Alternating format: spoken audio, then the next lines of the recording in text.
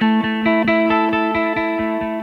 think that one of the most interesting things about taking an online class is that your interaction with your professor and with all the rest of the students is silent. You're communicating entirely through text that you're reading on a web page. I hope that through making a video like this, I'll be able to manifest myself better for this assignment. I'm Ben, and this is my assignment for Chapter 11 in Cross-Cultural Communication.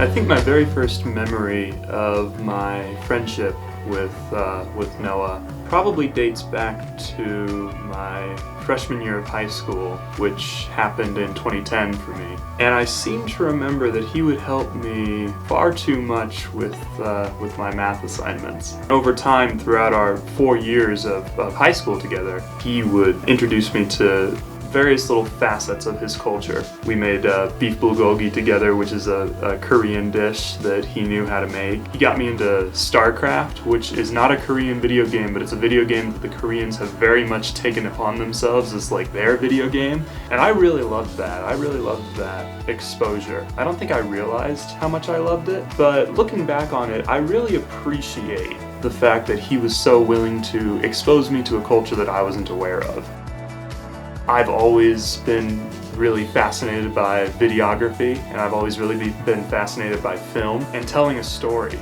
So when I saw the assignment and the fact that it said interview, my mind immediately was like, oh, well, I need to record this, you know? So I called him up. He's currently studying at the State University of New York. They have a campus in Seoul, South Korea, and I asked him about what makes a good communicator in the Korean culture.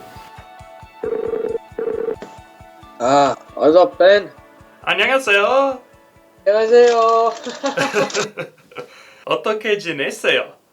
Nice one!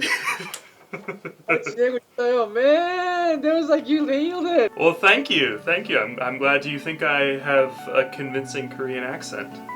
You do. So, really, how are you doing? School stuff. I know Yeah. how it goes. I think it's been said before that to understand the story, you have to understand the context. Noah's story requires an understanding of context. So when I first started asking him questions in the interview, I wanted to know more about his story and, you know, where he came from and what it was like for him to be in the United States, because I think that's a very fascinating part of his story, and it's also a very important part that needs to be told.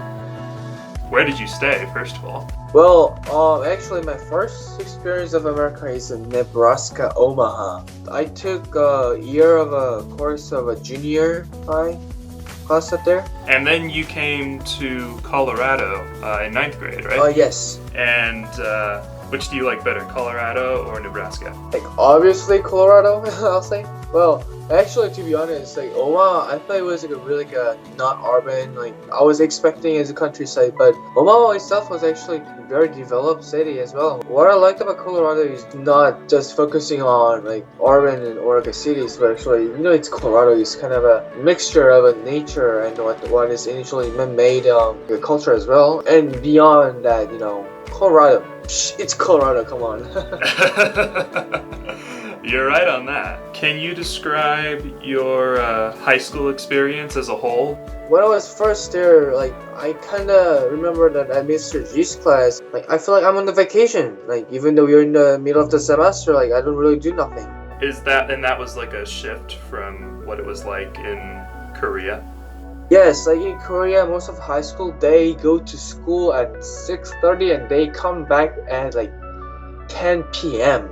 Like school is their life, like totally. Yeah, so the workload was a lot less in the United States than it was in Korea. Yeah. Do you think that's a good thing, or do you think that... Oh yeah. You think that's good? to see it the perspective as a Korean, well, currently Koreans have too much pressure that they have to be like a success people, so to say. All that they do is just reviewing what they have learned and kept being on studying. And I don't see that as a good thing because all that really get is the stress. Like the efficiency of the work is so low, and also if you actually do the research, Korea has the most highest ratio of the suicide, especially in teenagers. It's distinctively high compared to other OECD countries. And to see as a like American perspectives that like, other than like a midterm or finals, their times are flexible. You know. Were there any other like cultural barriers? Like, was it easy or difficult to make friends when you first came to the United States, or? Okay, well, first, making the friends was not that hard. What I have found was that instead of those big chunks, I actually found that there's a little minor differences. Maybe, actually, the difference kind of became the link between me and people because they wanted to know about my culture, and of course I was in their culture, and I wanted to be like get in their culture, and comparing it and just hearing from the other side's culture, I think it was actually the ignition of the communication.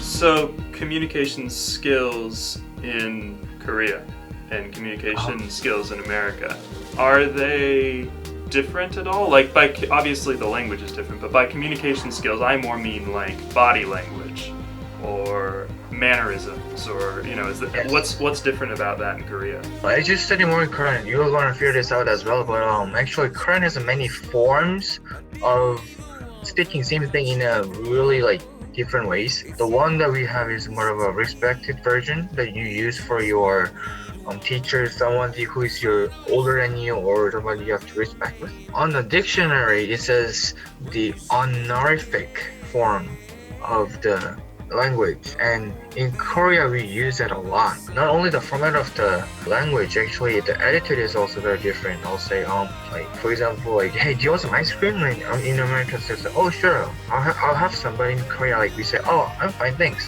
But then they keep asking again, are you sure? Oh yeah, I'm fine, come on, just give it a try. And then the people says, okay, just a try, just a bit. Do you know what I mean? Yeah, what no, I'm I saying? do. Like, I've experienced that with you, definitely. So it's almost like you're more polite in Korea. trying to be polite, yes. I mean, you know what I mean, like not well, that doesn't mean that actually they are polite, you know.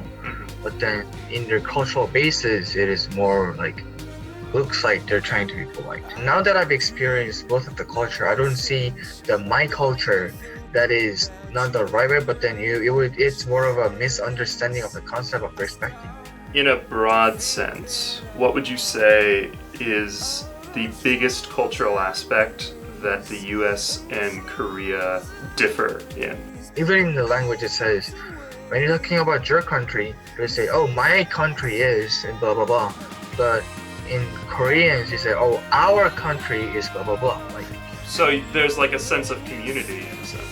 you can approach in that way, but then what I feel is that like in America, they're focusing on individuals, including yourselves, the speakers. Like, oh my something, oh my family. They are just expanding the rights or authorities. But that's such an interesting point, you know? In the United States, people say, in my country, but you say, like in Korea, people sometimes say, in our country.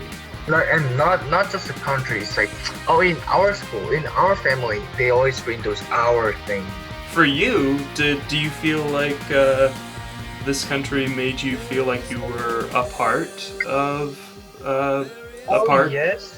But then the thing is, well, I felt that most of the Americans are actually trying to understand and want to learn more about the culture. I'll put it this way.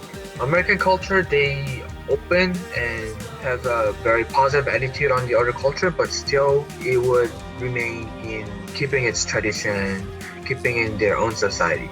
How accepting do you think Korea is of other cultures? We are welcoming everyone besides those terrorists actually. Well, Korea is a really funny case here because after we got independent from Japan, pretty much we were imitating the Americans' culture and American like know-hows how to increase the economic values and stuff. Which means not the ancient Korea, but starting off the most modern Korean society was actually starting with accepting the other culture.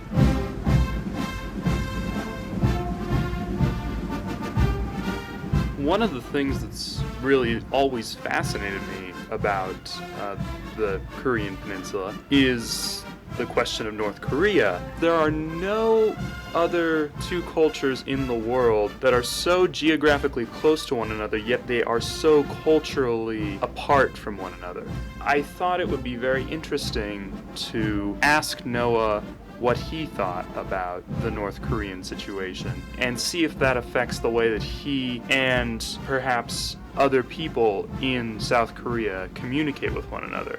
Are people in South Korea actually afraid of North Korea? We are definitely actually reacting to it, but number two, we are not afraid. We are more stressed out.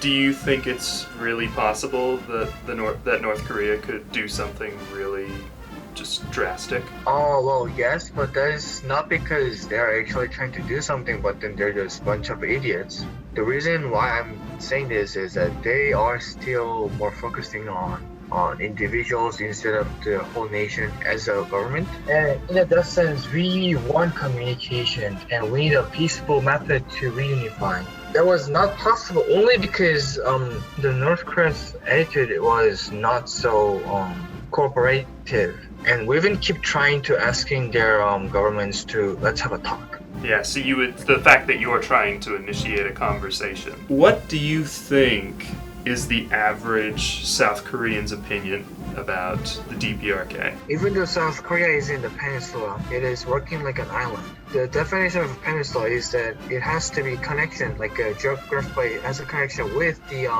continent, but South Korea is completely blocked with North Korea, which means we cannot use railroad to approach to the China or Russia. And of course, it's a peninsula, and we have all the seas got blocked. So it is actually working like an island. In order to work as a peninsula, then Korea has to be reunified. And I agree with that point.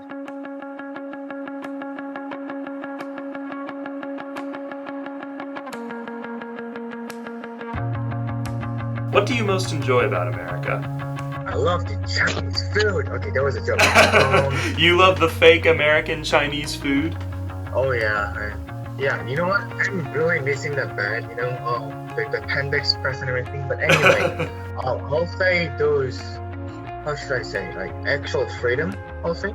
I thought it was very nonsense that Americans have a pride that they have a free country. They are in the free country because they are not the only free country, right? So I thought that why would that be such a big pride? But after experiencing the high school in there, I thought that the meaning of freedom is not just in your action, but then actually freedom in reaching with others. Like in Korea, the freedom of expression is kind of limited. We don't really think that like speaking out loud is not a manner to have, especially to the older people. They are free not just in law, but actually like culturally, they can do whatever they want. Besides something is illegal, and I think that's the most the core value of the American culture.